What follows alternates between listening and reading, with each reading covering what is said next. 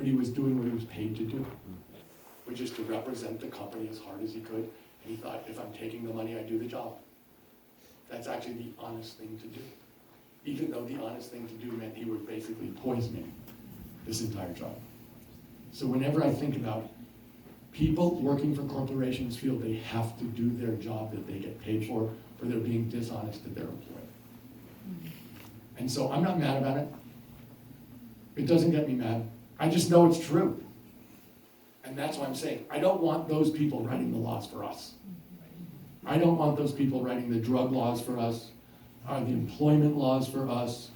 I don't want those people writing the pollution laws for us. Because they're doing their job. And their job is to make money.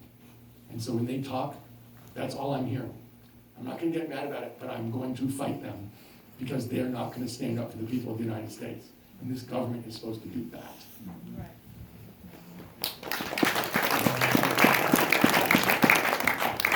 Here you go, ma'am. And last question. I'm Twyla Peacock. I live in You can get Van more County. question. Hey, 12. And I have a son that has lived on an island in the Arctic Circle for 25 years. Just went up there for a year or two to make big money, and he's still there. Anyway, this climate change isn't happening just a little at a time. Oh my God. North of the Arctic Circle, No. it's No. galloping. He said he lives on an island, and he said that the island is probably going to be covered with water within 20 years.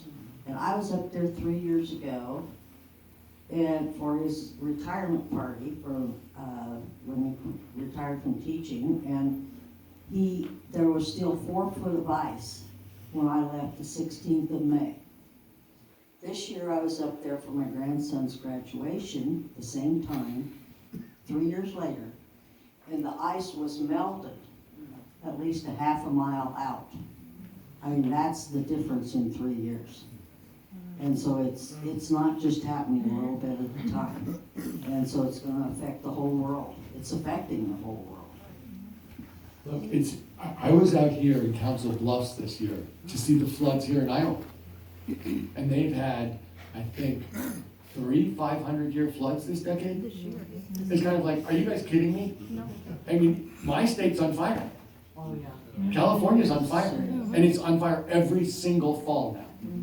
And you know, you read about the big fires that are 75,000 acres. You don't read the other 330 fires that are going that day. Just so you know. So, 12. Come on. We're not leaving without hearing this question. So, first of all, I want to thank you. And will you introduce yourself? Oh, Susan Chapin. I want to thank you for what you did. I don't know if it was 2014 or if it was before then, this next gen climate generation. I've saved these things for a few years because I wanted to reuse, recycle, reduce, and give them to young people. So what I want to hear about is everything about this. In the past, I know you talked about a little bit already, but I bet you a lot of people never even knew about that Tom Steyer was associated with this. Because this is so important, so I want to thank and honor you for this, for doing this next gen. You know, getting people voting and concerned about this climate change issue.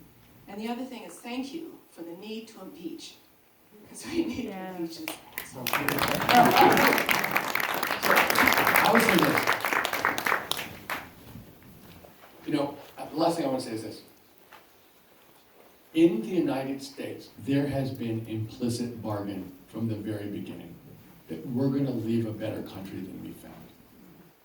And you know, you think about, I love to camp, and for campers, you should know, you show up, you're supposed to leave the campsite nicer than you found the campsite.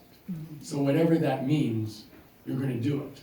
And I've argued with people what nicer means. Does it mean no sign whatsoever, or does it mean stacked wood? But one way or the other, you're supposed to leave it nicer than you found it. And that's been an American bargain forever, that we're always going to leave the next generation a better country than we got from the previous generation. And if we do not do this on climate, we will definitely have failed. And I've told my 4 kids who are 31, 29, 27, 25, not going to happen. You know, I am not going to go down without getting this done. And I feel really, really strong about it. that it is absolutely unacceptable for us not to meet this challenge. And so that's why I said climate emergency on day one. Because this is exactly what this country was set up to do. To solve the biggest problems in the world, to do it in a high-minded way, to be better off when we're done and hand on a better world. There is no way that I think I'm the only person in this race who will say it's the number one priority, but in terms of a value system for what America stands for, if we can't do this, we should be ashamed of ourselves. And we're gonna be ashamed of ourselves. And if you look at the people from my parents' generation, their question was, did you show up when the chips were down? That is exactly how I see this. That we better show up when the chips are down and get it done. And I don't see any excuses for us not to. And that's exactly how I feel about this, and that's a big part of why I'm running. There is no way I'm walking away from this.